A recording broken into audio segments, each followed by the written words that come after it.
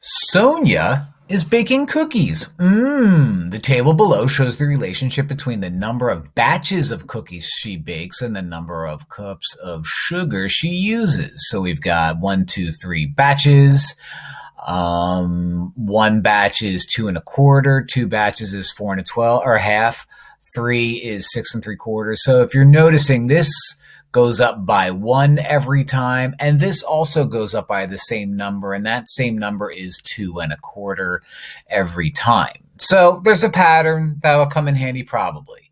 Based on the relationship shown in the table, how many more cups of sugar does Sonia use to bake 9 batches of cookies than to bake 3 batches of cookies?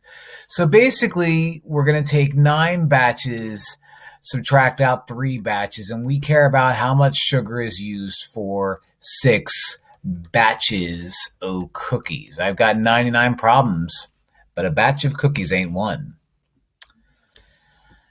Please don't tell anyone I just did that.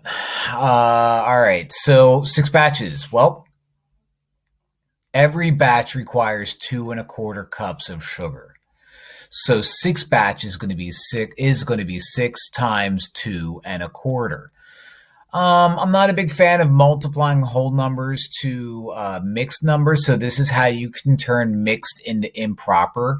Multiply the main number times the denominator, that gives you 8. Add it to the numerator, that gives you 9, and this becomes 9/4. I'll just turn this into 6/1. And I can multiply straight across the top, straight across the bottom. And you know what I noticed? I noticed that if I have a 6 up here and a 4 down there, I can make that a 3 and I can make you a 2. So you become 20. 3 times 9 is 27. 1 times 2 is 2. And 27/2 turns back into 13.5, which is that guy. So multiple ways I could have done this. This is the way that popped into my head first. You could do proportions. You can do ratios. I liked it this way. I want it that way. Backstreet Boys.